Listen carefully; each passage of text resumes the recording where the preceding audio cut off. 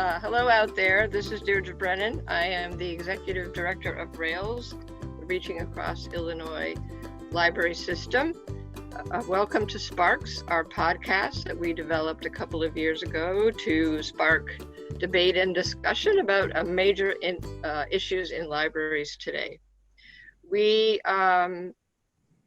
This is the first podcast that we have done since February because of the pandemic. Like everything else, our podcast got disrupted. And so everything's different today about the podcast as well as about so much of life. We are doing not only a podcast, but a vodcast. This is via Zoom. We're not in our studio in Burr Ridge, our fancy podcast studio, not really. I actually am in Maine on what is going to be a vacation soon. So I have a fan out of the top of my head. I'm in a cabin on a lake in Maine. And we have three guests today with us. Teri Campbell is the Assistant Director at the Evanston Public Library. Welcome. Thank you for being here, Teri. Really appreciate it. And Emily Conradt is at the St. Charles Public Library, and I think you are the Head of Public Service. Is that right, Emily? No. I'm the Preschool Outreach Librarian at the St. Charles Public Library. Sorry. Okay. But thank you for promoting me. I'll have a talk with my director about raise in pay. Yes, right. Yes. So, and Nancy, you were at Skokie, and perhaps you are the Head of Public Service. Is that correct? I'm the Community Engagement Manager. Okay. All right. Well, so there you go. So. But anyway, thank you all for being here. We've asked our guests to join us today at the 28th episode of our Sparks podcast to talk about equity, diversity, and inclusion. And I just want to start off by saying that RAILS is launching its own work around equity and diversity and inclusion. We are working with Elizabeth Biz Lindsay Ryan, who has worked with other libraries and schools in Illinois, notably Schaumburg and among others. And we are going to be looking at our RAILS organization and putting together a climate team. And our board is also putting together a committee of their own because they feel it is so important. So, and that committee will also have members on it. So, I think what we're going to do today is we're going to hear from Emily and Nancy and Teri about what has been going on at their libraries. They have been involved in some very different programs, and I know that all of you either listening or watching will benefit from hearing about the work that they've been doing. And then we'll probably have time for just some back and forth and questions and that kind of thing. So I think we're going to start with Emily from St. Charles, who is the youth coordinator and outreach person. I apologize I really do. But that's what happens when half of your brain is a little bit on vacation. So please, Emily, would you tell us a little bit about what you've been doing and what has got you motivated to do this work? I would love to. I'm very excited to be here. I'm really excited that so many people are starting to talk about these things. My own evolution with these kinds of issues, so I'm a child of the 1980s, and that whole colorblind philosophy was really a lot about how I was educated. So these things, some of them were invisible to me. And I started with, in library school, reading Debbie Reese's blog, American Indians and Children's Literature, started opening me to some things I wasn't aware of. And then really in helping patrons, I just started to see so many ways that specifically children's literature doesn't reflect the entirety of humanity, and the way that not every patron has the same ability to find themselves in literature just based on what is published. And so over time, I've started to see there being just a lot of unfairness. And I know a lot of the people have come to this work recently over the death of George Floyd. And I invite people to it. This kind of work is so beneficial. So the things I've started to do, so I am the preschool outreach librarian. So my primary duties have to do with going out to local preschools and childcare centers and doing story times. And that is where I started. I started by making diverse main characters be the star of the show, but I quickly realized there was a need for much, much more. So I started a book discussion group for kids as well as one for adults called Diverse Voices Book Club, where we do where we discuss own voices books. There's one for kids as well as one for adults. And just in every part of my day-to-day work, working on all the bibliographies, having diverse representation. I did our first Pride celebration. We've been working with, we worked with a local LGBTQIA organization, Youth Outlook, and had a training by them. And then also I saw the need for youth services librarians who have equity, diversity, and inclusion priorities to have a place to come talk to others who share those priorities. This has become one of the main professional priorities in my work. And there are a lot of ways when I talk to other librarians, they didn't have a place. They felt kind of like islands in their institutions. And so I recruited some people to lead an EDI and youth services networking group. So we formed that. It's called Edit YS, Equity, Diversity, and Inclusion Team in Youth Services. And it's a place for youth services people to come together and talk about these issues, talk about the things they are working to do in their own institutions, and to have a place to talk about the kinds of things that come up. So that group is led by Ann Santori at Lincolnwood, as well as Stephanie Baisley at McHenry. And I kind of guide them along. I run a different networking group, so I didn't feel as though I could be a leader in that one. But so those are kind of the basic things that I do. So I'm coming from a really on the ground perspective. We have just started our EDI team at St. Charles Public Library. We had our inaugural meeting this week that is led by our library director, Edith Craig, and I'm very excited to see the types of things we can do in our institution. Great, thank you, Emily. I'm wondering if you have some, if you could just give us an idea about some of the issues that are talked about in the networking group. Sure, absolutely.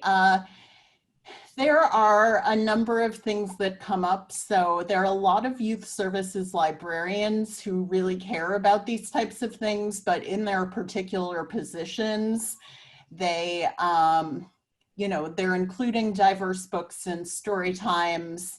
They're wanting to have programs around that kind of thing.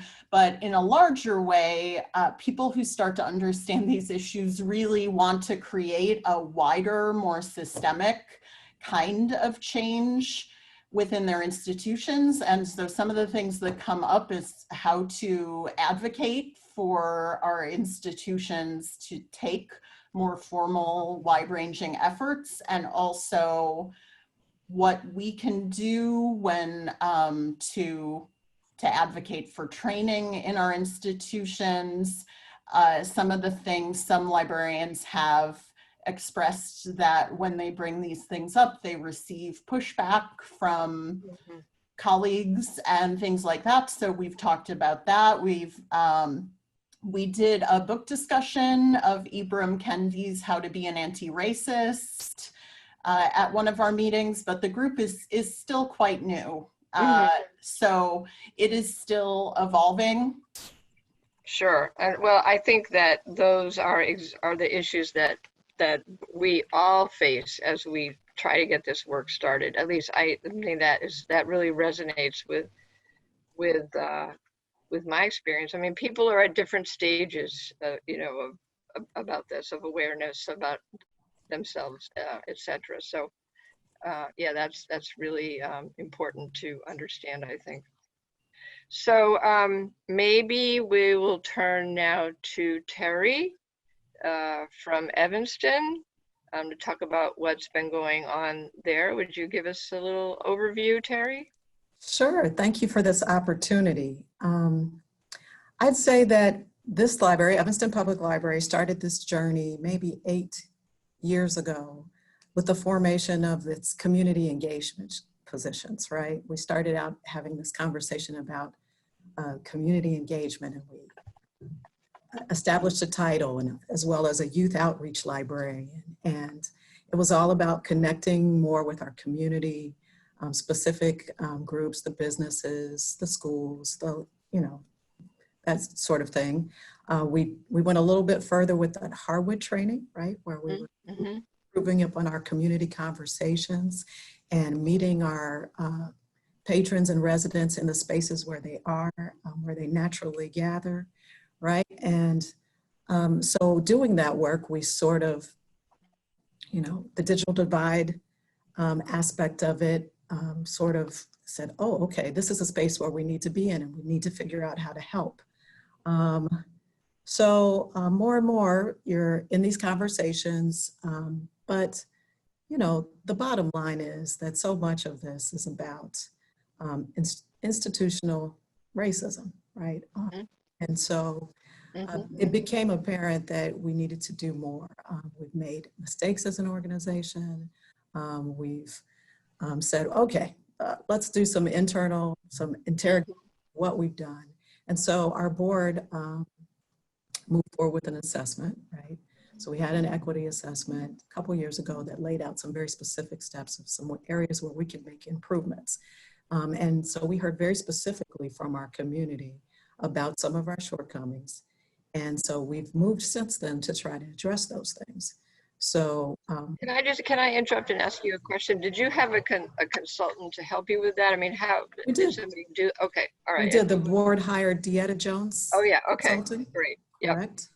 And so we took several of those recommendations to heart. So we began with an internal EDI committee comprised of a staff person from each area of the organization, many of whom are Black or Brown. We then moved forward and very intentionally recruited our racial equity task force from the community. Again, Black and Brown members who give us regular monthly feedback on our services, our choices, our allocation of resources, our priorities. We also more recently have established a collection advisory group, again, from the marginalized voices in our community. And so we've done some of the same things that other groups are doing. We have the social worker in the library that's funded by Northwestern University. We are in various collaborations. I think, well, back up a little bit. We had, as part of the Harwood training that we received, we realized that we needed to be connected more fully with our seniors to, kind of stem some of the social isolation that they're experiencing. We pursued grant funding to do,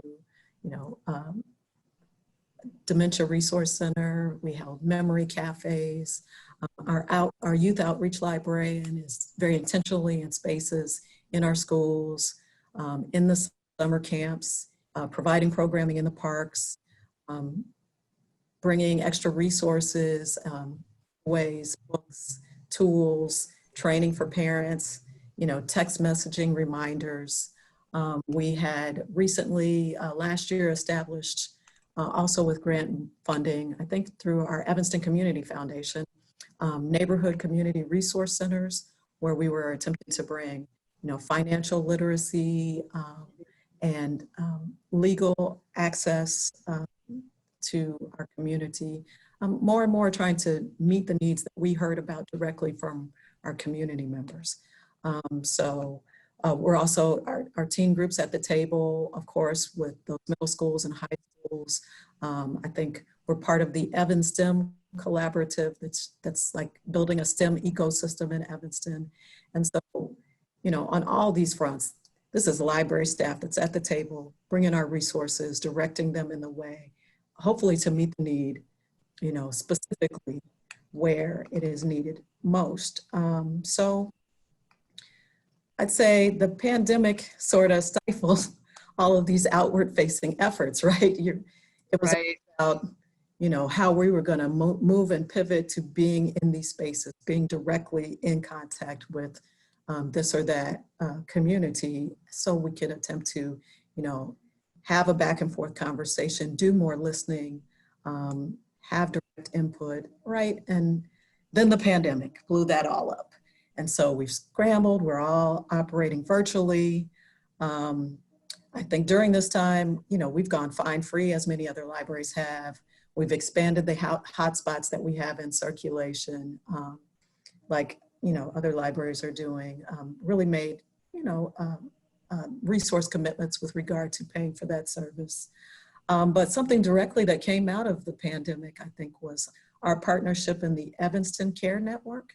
And so this is a collaboration of city and community providers. And so it's the City of Evanston's 311 service, its Community Services Department, as well as the Public Library. Our work is funded again by the Evanston Community Foundation. Amita Healthcare is a part of this group. And it was about establishing one point of entry, a one-stop shop for residents of Evanston to specifically enter into the system, find the resources that they needed, whether that's childcare, food, job seeking assistance, unemployment, how to apply for your unemployment benefits, one place that you could go for help. And so it's library staff that are answering these calls, that are, connecting people, teaching people how to search. The system is set up in such a way that the services that are available in Evanston kind of pulled to the top of the list. So, it's been exciting and really impactful for the staff to be able to see their work make a difference, specifically now. And so along with the pandemic, everybody is trying to figure out where the holes are going to appear in their budget, how all of our income and, tax revenue will be impacted. And so, all of our budgets next year will involve some tough choices. What you're going to see is our priorities. Table, though, right? It's so important that you're at the table, that the library is at the table. So absolutely. And so we're hearing from our community. We're in some tough conversations right now about how we're going to allocate resources, what makes sense, given that the pandemic is with us now for some time, I think, and we are going to have to operate differently. And so what we're hearing very specifically just last night from our Racial Equity Task Force is that this is not the time for business as usual. You have to take what you've learned from this pandemic and figure out what worked, what didn't work, if we were able to actually reach the people with the need and then align ourselves accordingly, do more of what works better. And so, your instinct is going to be neutral and equal and everyone. Right now in this time, particularly with the health outcomes that we're seeing, it's clear that we need to align our resources differently to meet the need where it is most needed. So Right. that's Well, where we thank are. you And so I think, much. okay, I Thank could you. go on. Yeah, no, well, and there'll be more time. That's great. It sounds like you've really made progress, and like I say, the library being at the table for these conversations, at the, in the center of it, really is absolutely the way it has to be. I just want to plug our staff. We have a wonderful set of people who have really undertaken this, are throwing themselves into all the training that we've been able to do, such as SEED and Beyond Diversity, homelessness training. And now we're looking at Project Ready, working our way through that. And so we're really trying to embed this language, these priorities with staff so that we're able to make better decisions and see the fruits of our work with the increased trust and accountability and acknowledgement in our community. So thank you. Great, great. Well, you mentioned SEED, and that's is a big part of the Skokie work too. So Nancy Kim Phillips, who is the community engagement manager, again, my apologies to you also. You guys with some of your partners also received a Rails partnership grant that we were really glad that we could support this your work financially. So could you give us an overview of what's been going on in Skokie? I know you've been working on this internally for a while. We sort of modeled our work at Rails a little bit after what Richard Kong, your director, told me about how you guys got started. But let's hear where you are now and how you're feeling about things. Sure. I've been at the library for about 3 years as the community engagement manager. And, our charge in terms of our department is really to listen to this, very similar to what Teri's saying, listen to the community, find out what is important, make connections where we can, and, be open without an agenda about ways that we can participate. And we have an EDI committee that was established about 4 years ago.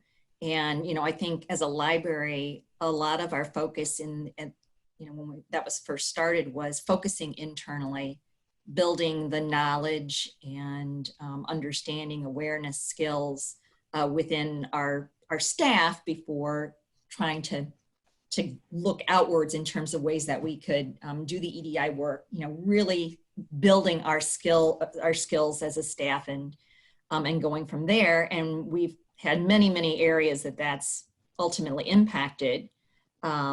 Similarly to Emily, looking at our story times and our materials and, looking at how we approach programming. And Teri, you mentioned eliminating the fines. That's a recent policy area, and looking at HR practices and how we implement our library behavior policies and many areas. And, along the way, several years ago, Skokie Cares was formed, and Skokie Cares is a collaborative group that includes the library. And in fact, it was convened after a library strategic planning cycle where we had a focus group with our partners from the Park District and school superintendents and the ELL Parent Center and one of our nonprofit organizations, Turning Point. And they said, wow, it would be great to get together like regularly to talk about what community, goals are, interests or needs. And so we said, well, let's do it. And we started from there with Skokie Cares. And one of our major projects has been to offer community equity training using the SEED model. And SEED is an acronym for Seeking Educational Equity and Diversity. And it is a program and a framework that is, I think, about 30 years old and started out of the educational setting, but is open and flexible enough to be implemented to broader settings in the community. And the way that started was because as a group, and this was before I came to the library, people were talking about the fact that, Skokie has over 40% of our population are foreign born. But when you look at the leadership in the major organizations and the boards, it doesn't really reflect that diversity. And so the group had started talking about leadership development programs. And a couple of people at the table, which were some of the superintendents, said, we need to step back. We need to step back and say, is it leadership development? What are the issues here? And began to talk about, maybe not everyone feels welcome. Maybe not everybody, even if they try to apply, the expectation is come on in, but then act the way everybody else does. Do we have the environment to be inclusive? Are we really looking to, take full advantage of the diversity of our community? And that led to a recommendation to look at SEED, because some of the school districts had already started using that. And so we started 3 years ago with a first level of one of the school districts had already been planning on offering SEED, and the library had sent someone to SEED training. And so we were going to do that. And both organizations said, why don't we offer this under the umbrella of Skokie Cares? Some of our staff can participate, but we should also open it up to the community. And so the first year we started with 2 cohorts. And then we've been building that. And last year we were able to offer 4 cohorts or groups. And with the help of Rails, it's very intense. SEED in the normal traditional setting is a 3-hour meeting once a month for 10 months, talking about, all these issues of power and gender and racism. And you need trained and skilled facilitators to build that trusting environment, to build the openness, to be able to help manage the conversations, model vulnerability. And so we've had more people in the community and our community partners send people to the national SEED training, but coming back wanting to have, they're always with pairs. So to be paired with someone who is experienced, who could mentor them. And through the Rails partnership grant, we were able to contract with external consultants who are SEED facilitators to work alongside with and help build the skills of our SEED facilitators. So that also built the capacity within our community to continue the program. So that was last year, and that was awesome. And as Deirdre mentioned, we are finding now there have been about 200 people that have participated in SEED over the last 3 years. And we do a survey every year to find out like how that, just how people experienced it, and are seeing that what people say is that they are recognizing issues of bias and racism more. They can see it more. They have more empathy because people are sharing stories throughout this process. And so they have more empathy in hearing and learning about people who are different from them. They're having discussions with other people, their family, their friends, their neighbors, in their workplace. And they're starting to take action. I know we're all in this mode, like, what can I do? I want to take action. And SEED is a starting place where the first action is looking internally, really reflecting. And through that learning process, then being able to affect kind of the areas that you can, whether it's your family or your workplace. And so we have, people are saying, I now see my students in a different way. I try to figure out how best to include parents. Are we putting up barriers with parents? A department manager of one of our partner organizations saying, I'm making sure every single one of my staff goes through SEED training. Equity, diversity, and inclusion committees coming out of this in some of the institutions. And I was really, really excited in this most recent survey to get someone saying, I want to run for some sort of leadership office. And I'm like, there you go. It was a leadership training.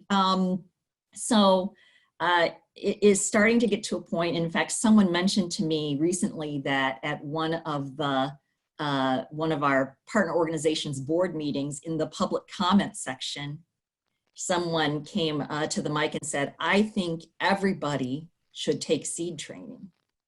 And so it's creating a common framework, some common language and experience. People from different organizations or people who are residents, volunteers, anybody really, are meeting each other and connecting and having really powerful, meaningful conversations. And then we've done surveys of our alumni too now with 3 years under our belt, and them saying like, this isn't something that you just do once and then it's done. You know, it kind of changes the way you think, and then it changes your behaviors.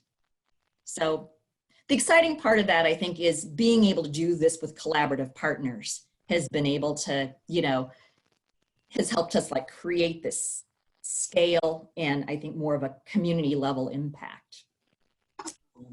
That's kind of taking us in a different direction, and we're building upon it from there.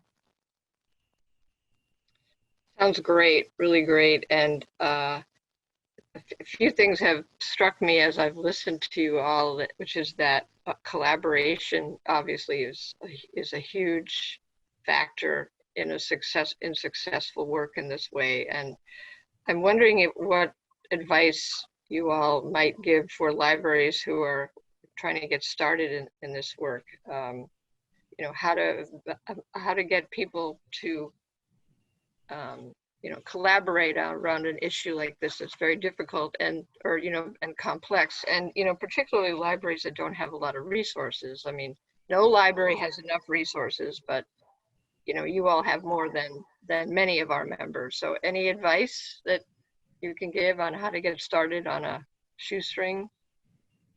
I think the nice thing about doing it collaboratively is that you do build on the resources of more organizations. In the case of Skokie Cares, as I mentioned, it was more organically that this became identified several years ago as the issue. But I think given the time and the environment that we're in now, you could approach your schools, your park district, your, you know, other organizations. Everybody is thinking about this, and or they should. Many organizations have put statements out, public statements, and so I guess the question is, you know, how are they making good on those? And that might be an opening if you know that another institution in your community has either made a public statement or is interested in this, to start the conversation and say, hey, I saw that. What are you doing? How can we learn together? How about you, Emily? Yes. So I absolutely agree with Nancy on that. Organizations have made statements, and to use the opportunity to advocate for this. This moment in time is an opportunity for you to ask your institutions to step up. But I also wanted to encourage people to start where they are and to start building their own awareness. I mean, like many things, our profession is overwhelmingly white. And as a white woman, I can tell you that, you know, I was brought up with blind spots, things that I wasn't aware of not being aware of. And so part of it is just starting your own personal work, I think, and reading and evolution, and that will bring you to the next natural step with your institutions. I mean, the power in life is finding out about things that you were unaware of being unaware of, and there is an incredible amount of power and satisfaction in becoming aware of those things. I know a lot of people are uncomfortable talking about these kinds of things, but as Nancy said, talking about seed training, it is incredibly powerful to grow your awareness and empathy for other people's experiences. it is not a journey without personal benefits. And as a white woman, I have, you know, questioned my suitability for doing this type of work, but given the makeup of our profession, if white people don't step up and start advocating for these changes, I mean, change is going to be so much slower. So I just encourage you, wherever you are, whatever the context of your institution is, whatever the resistance you may perceive, to just look for the next opening. Look for the things you can do and start there. Wow, that makes sense to me. What do you think? I mean, Teri, does that I agree. I agree with much of what's been said. I was sitting here, I'm coming from, you know, a budget background, stepping into this role from finance and administration. None of this has been cheap, right? All of this costs money, requires an investment of your time, your staff's time, their energy, your resources. When I think about, you know, we've spent money on all of this training across the board. We've spent our time and said, you will have to do this. We want you to complete this training. We will hold you accountable for it. We do believe that it will help you personally as well as this entire organization. The one thing that we've come across that's relatively is free is the Project Ready a module from the University of North Carolina. It was written by the Institute for Museum and Library Science. It says very specifically, it's not the end all be all. You should not misuse it. You do need professional assistance. But if you just want to start personally and read and have a roadmap and see the connections to library and library work, I would say that is a good place to start. Our staff and our trustees are very happy with what they've read. I think it allows people some personal space to develop on their own with the journaling. It's tough. I would say, you know, half the organization is interested, half the organization isn't. Some people are growing as more people are reading it, participating, talking about it, having aha moments. It's maybe pulling other staff members into it. There are community members that are asking about it and saying, library, why don't you, you know, administer this program for the entire community? And it's, that's seed, that's, you know, and training and, you know, so we'll see how we can do it. But again, just start where you can, start somewhere. The ALA body of work on these topics is, you know, we have the resources out there. You can at least see the podcasts and, you know, the replays, the webinars. Make some sort of investment and start to learn from your colleagues and move forward. Well, and Rails, you know, we really want to help libraries too. Yes. I mean, we have to Absolutely. get our own house in order, I think, you know, before we, just as you all have, or as you all have started that way, I think. And, but it's, you know, and you have to be, we've said it to ourselves, and, you know, you have to be in it for the long haul, and we are. So on that note, I know we've just scratched the surface today. I'd love to be able to talk to you more, but we've been, you know, we've kept you here for a while, and I know that some of you have other things you have to get to. So I'm hoping that maybe we can invite you back in a few months and see where you stand, and you know, we can see where what Rails might have been up to by that time, and continue the conversation. How does that sound? That sounds great. Deirdre, I just wanted to plug the Rails Equity, Diversity, and Inclusion listserv. If people want to start talking about this, start talking to other libraries about what they're doing, join the EDI listserv. You can go to your Rails email lists and join from there, and we'll be announcing the EditYS meetings there. So that's how you can find out about our next meeting, which should be next month, mid-September. That's awesome. Thank you. And also, we just launched our Pulse page devoted to equity, diversity, and inclusion as well, just the other day. So So thank you all so much, and we will get back together again in a few months and see how we've been moving forward despite all of the, difficulties, pandemic and otherwise. So thank you very much. Great to meet you all. Thank you for the opportunity. Thank you. Bye. Thank you. Bye. Bye. Thank you very much for listening to Sparks today. Sparks is produced by the Reaching Across Illinois Library System. If you would like to learn more about the show or share your feedback on the topics discussed, please visit railslibraries.info/Sparks.